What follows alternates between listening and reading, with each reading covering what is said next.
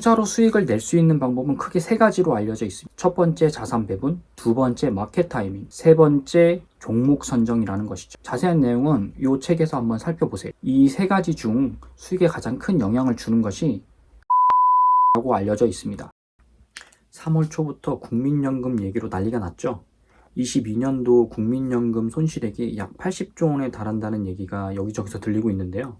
국민연금이 운용하는 국민연금 운용 총 자산은 약 900조 원입니다. 그중 80조 원이 증발했으니까 사람들이 놀랄만도 합니다. 많은 분들이 내가 낸 연금 못 받는 거 아니야? 이거 조만간 연금 고갈이라더니 진짜 현실화되는 거 아니냐? 보통 이런 반응일 겁니다. 왜 이런 반응이 나올까요? 08년도 금융위기 때도 마이너스 0.18%로 손실을 방어한 국민연금인데요.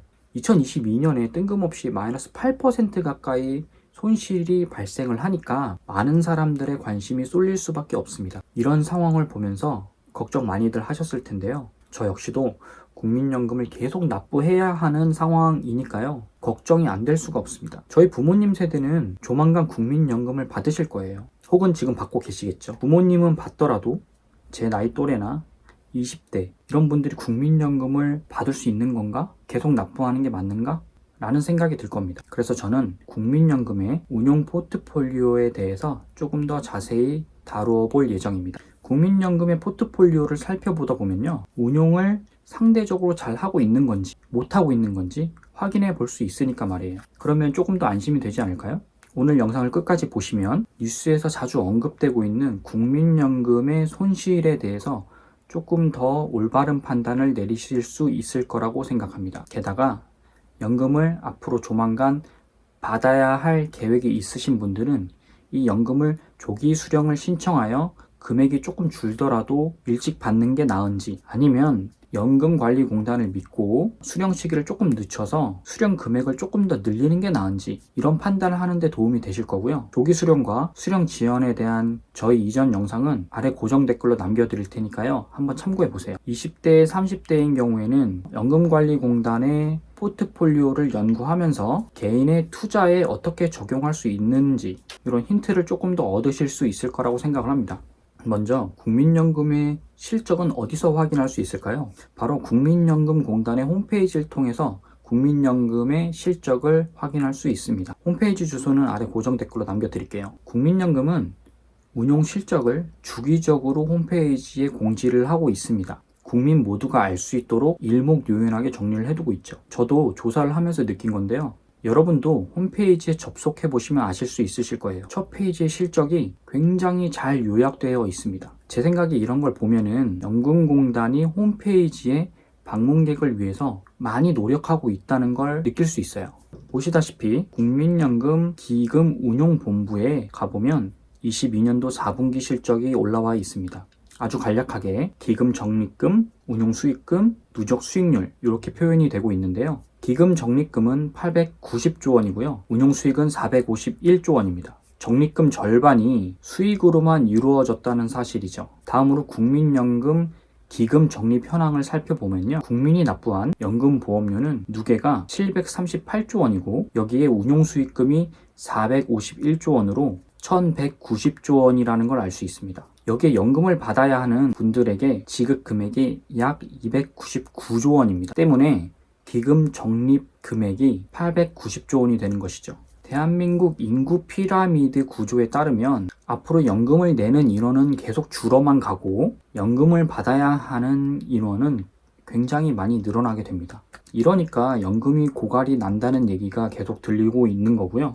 아무튼 연기금은 2041년까지 연기금이 1778조 원이 될 거라고 예상을 하고 있습니다. 현재의 기금 적립금 기준으로 매년 약 4%의 수익을 내면 2041년에 1778조 원에 이르게 되는데요. 그러나 매년 계속 연금을 받아야 하는 국민이 늘어나고 있으니까 이보다 더 높은 수익률을 내야만 할 겁니다. 물론 연평균 누적 수익률이 1988년부터 2022년 말까지 5.11%이긴 합니다. 이는 대한민국의 물가 상승률 평균보다 조금 더 높은 수치이긴 한데요. 앞서 말씀드린 사항만 가지고는 국민연금이 어떤 자산에 투자를 하고 있는지 혹은 다른 국가의 운용 실적과 비교가 되지 않고 있기 때문에 아직까지 국민연금의 운용 실적이 좋다 나쁘다를 판단하기는 조금 어렵습니다. 그럼 국민연금 운용 자산이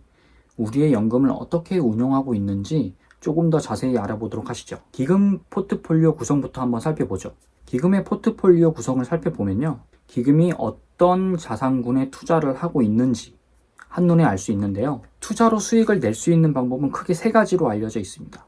첫 번째 자산 배분, 두 번째 마켓 타이밍, 세 번째 종목 선정이라는 것이죠. 자세한 내용은 이 책에서 한번 살펴보세요. 이 세 가지 중 수익에 가장 큰 영향을 주는 것이 자산 배분이라고 알려져 있습니다. 때문에 연기금이 어떤 자산군에 투자를 하고 있는지 개인 투자자로서도 한번 참고해 볼 만하죠.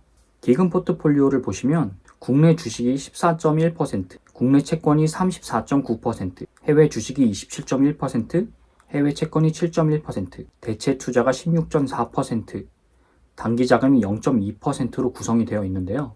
주식의 전체 비중이 31.2%이고 채권 비중이 62%가 되는군요. 지난 2022년과 같이 주식과 채권이 동시에 하락하는 해인 경우에는 지금과 같은 포트폴리오가 하락을 피하기는 어려웠을 겁니다.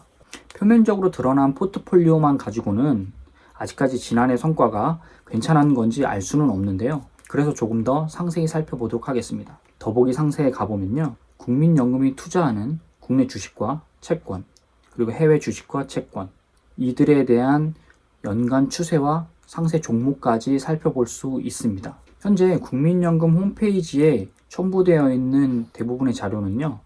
21년도 기준으로 되어 있는데요. 아마도 22년에 그 비중이 크게 달라진 것 같지는 않습니다.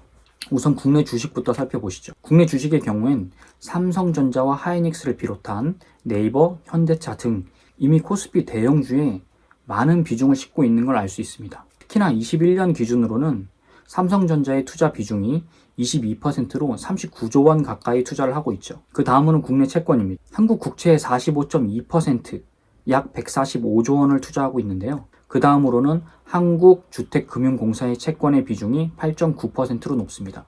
해외 주식을 살펴보시죠. 연기금이 가장 많이 들고 있는 종목은 바로 애플이었습니다.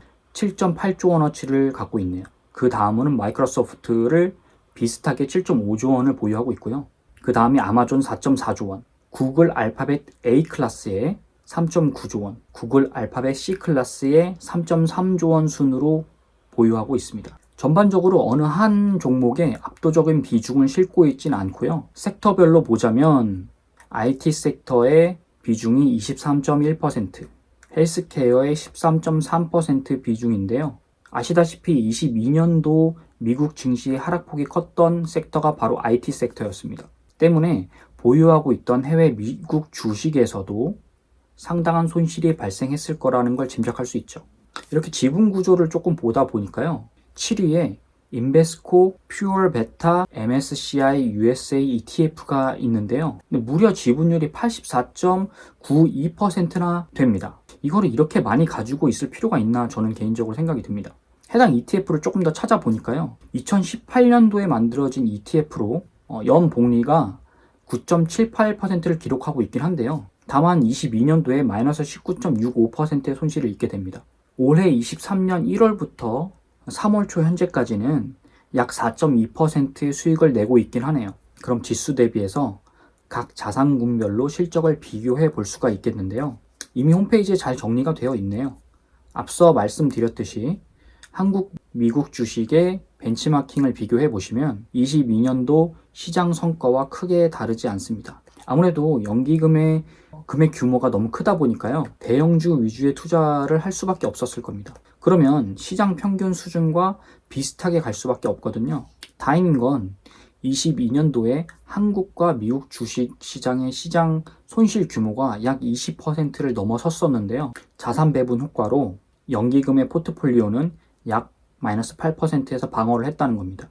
이 점은 굉장히 칭찬해 줄만 합니다. 다른 국가의 연기금 손실 규모와 비교를 해야 운용 실적에 대한 평가가 가능할 텐데요. 참고로 연금 운용을 굉장히 잘 한다고 알려진 노르웨이 연기금의 2022년도 운용 실적은 마이너스 14%임을 알 수 있었습니다. 연기금의 포트폴리오를 기준으로 이 포트폴리오를 시뮬레이션을 해볼 텐데요. 급하게 제가 만들다 보니까 주식 채권 비율을 그냥 비슷하게 맞췄고요. 국내 채권에 투자하는 글로벌 ETF를 제가 잘 못 찾아서 이머징 마켓에 투자하는 ETF로 대체를 했습니다. 2015년도부터 결과가 나오긴 하는데요. 제가 선택한 ETF 중 하나가 아마도 2015년부터 운용이 시작되어서 이런 결과가 나왔을 겁니다. 아무튼 2015년부터 2023년 현재까지 연평균 수익률이 약 4%대였고요. 최대 손실을 마이너스 26%였습니다. 연간 수익률 그래프를 따로 보시면 22년도에 마이너스 22%를 기록하고 있네요. 연평균 수익률이 약 4%라는 건 좀 실망스럽긴 합니다. 아마도 제가 ETF 설정을 조금 더 올바르게 하지 못한 탓이기도 할 거고요. 그에 비해 동기간 국민연금의 수익률이 이보다는 조금 더 높았으니까 국민연금의 성과가 크게 나쁘다고 보기에는 조금 어려운 것 같습니다. 오늘 영상을 보시고 국민연금의 포트폴리오 운용에 대해서 조금 자세히 알 수 있었으리라 생각을 합니다. 저도 조사를 하면서 국민연금에 종사하고 계시는 분들의 고충을 조금은 이해를 했다고 생각을 합니다. 아무래도 큰 규모의 자금을 굴리다 보니까 시장 대비 초과 수익을 거두기가 굉장히 어려우셨을 거예요. 우리가 뉴스를 통해서 듣는 이런 단편적인 내용보다 직접 조금 더 조사를 해보면요. 언론에서 발표하는 내용이 모두 사실이 아닐 수 있다는 것을 확인할 수 있는데요. 우리 모두 객관적인 시야로 상황을 판단할 수 있도록 반대편의 이야기도 귀 기울여 들어보는 건 어떨까요? 앞으로도 연금에 관련된 영상을 제가 종종 올려드릴 겁니다. 오늘 영상이 도움이 되셨다면 구독과 좋아요, 알람 설정 부탁드리고요. 다음 영상에서 찾아뵙겠습니다. 오늘은 여기까지.